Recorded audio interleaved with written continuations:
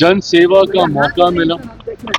सरकार के शीर्ष नेतृत्व करते हुए उन्होंने जनता की सेवा में सबसे ज्यादा समय बिताने का काम किया। मैं मानता हूं कि ये उनके समर्थकों के लिए और हम सब के लिए ये गर्व की बात है।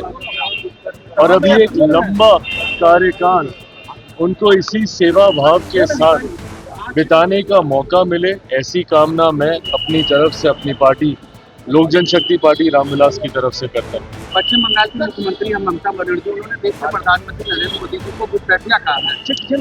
देखिए, अब चुनाव का समय है और ऐसे में भाषा की मर्यादा पुनः तार तार ना हो, इस बात का ध्यान रखने की जरूरत है। बिहार चुनाव में हम लोगों ने देखा कि किस तरीके से प्रधानमंत्री जी की मां तक को गाली दी गई। ऐसे में विपक्षी जिस तरीके से शब्दों की मर्यादा को खोते हुए चुनाव जीतने के लिए हर स्तर पर गिरने को तैयार होते हैं, ये गलत है। आप एक राज्य की मुख्यमंत्री हैं, देश के प्रधानमंत्री, जो लगभग पिछले 25 सालों से सर्वोच्च पद पर विराजमान है, एक मुख्यमंत्री के तौर पर, देश के प्रधानमंत्री के तौर पर, उनके बारे में घुसपैठिया जैसे शब्दों का इस्तेमाल करना, मैं समझ सकता हूं उनकी तकलीफ, क्योंकि वे स्वयं इन घुसपैठियों के वोट से ही मुख्यमंत्री बनती आई। ऐसे में जब SIR की बात होती है तो सबसे ज्यादा तकलीफ मुख्यमंत्री ममता बनर्जी जी को ही होती है। क्यों?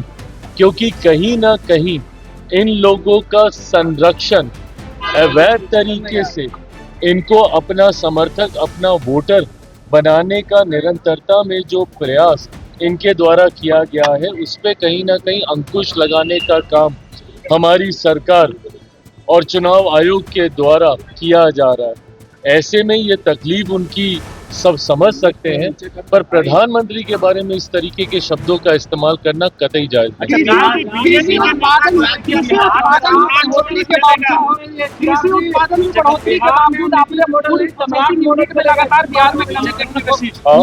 फूड प्रोसेसिंग यूनिट की जो फैक्ट्री है उसमें कमी देखने को मिल रही है, जिसकी वजह से किसानों के आय जो है वो नहीं बढ़ पा रहे हैं। इसके लिए क्या पहल किया जा रहा है?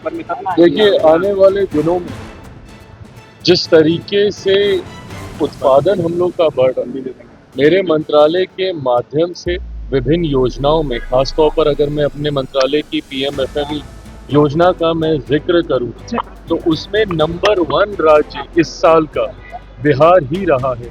सबसे ज्यादा अगर लाभ किसी राज्य को हुआ है, और ये आंकड़े सार्वजनिक हैं, ये आंकड़े ये बताते हैं कि सबसे ज्यादा इस योजना का लाभ मेरे ही प्रदेश को, बिहार को मिला है।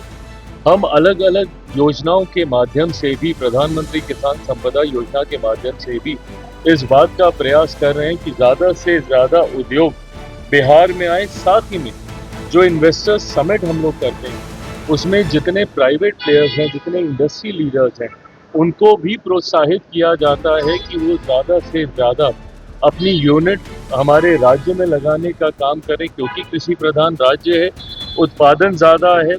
मुझे खुशी है कि जिस तरीके से अभी बक्सर में कोको कोला का प्लांट आया, आने वाले दिनों में उसी का विस्तार हाजीपुर में होते हुए देखेंगे। निफ्टम जो मेरे मंत्रालय की सबसे बड़ी योजनाओं में से एक है, जो कि प्रसंस्करण के क्षेत्र से जुड़े हुए छात्रों को शिक्षा देने का काम करता है। मात्र अभी तक 2 ही निफ्टम थे, तीसरा निफ्टम बिहार को बजट में इसकी घोषणा की गई है। उसके लिए हम लोग जमीन लगभग फाइनल कर चुके हैं। हाजीपुर के राजा पाकर में संभवतः हम लोग उस जमीन को हम लोग फाइनल करेंगे। इन तमाम योजनाओं के माध्यम से सुनिश्चित किया जा रहा है कि प्रसंस्करण से जुड़े हुए जितने भी सेक्टर्स हैं, उसको भी ज्यादा से ज्यादा बल बिहार में देने का कार्य किया जाए।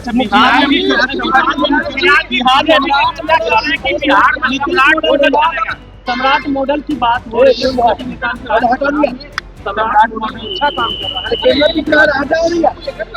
देखिए, गृह मंत्री के तौर पर एक बड़ी जिम्मेदारी प्रदेश के उप मुख्यमंत्री सम्राट जी निभाने का कार्य कर रहे हैं।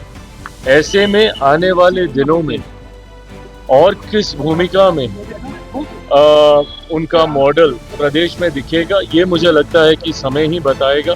पर मैं मानता हूँ कि जो नई सरकार भी बनेगी, उस सरकार भले वो जिसके भी नेतृत्व में वो सरकार बने, उस सरकार में अनुभव मौजूदा मुख्यमंत्री नीतीश कुमार जी का, उनका अनुभव और उनका मार्गदर्शन जरूर रहेगा।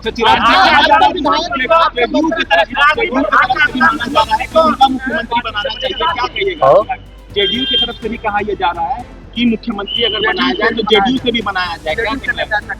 देखिए, ये गठबंधन के भीतर इन तमाम विषयों को लेकर बातचीत चल रही है। It's a matter of time, समय की बात है। मुझे लगता है बहुत जल्द इसकी औपचारिक घोषणा भी कर दी जाएगी।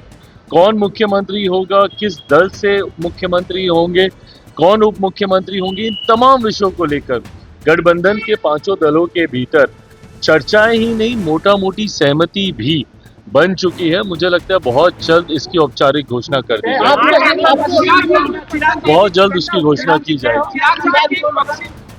जैसे मैंने कहा, गठबंधन के भीतर मोटा मोटी इसको लेके सहमति बन चुकी है, बहुत जल्द इसको ईरान को कहा है कि हुर्मुज का गेट अगर नहीं खोला गया तो फिर ईरान को तबाह कर दिया जाएगा। देखिए, मुझे लगता है कि ये विदेशी कूटनीति का विषय है, इसमें बहुत ज़्यादा चर्चा करने का कोई मतलब नहीं है। हमारी सरकार हर विषय पर नज़र बनाए हुई है। इस बात को सुनिश्चित करने का प्रयास किया जा रहा है कि इस युद्ध की वजह से कम भारत में कोई ऐसी परिस्थिति उत्पन्न ना हो जिसकी वजह से लोगों को संकट हो। दीक्षांत एडुटेक लाया है दीक्षांत ई लर्निंग ऐप। बने दीक्षांत का चैनल पार्टनर और अर्न करें लाखों रुपए प्रति महीने। चैनल पार्टनर बनने के लिए विजिट करें www.dikshans.com। हमारे YouTube चैनल को सब्सक्राइब और Facebook पेज को लाइक करना ना भूलें। धन्यवाद।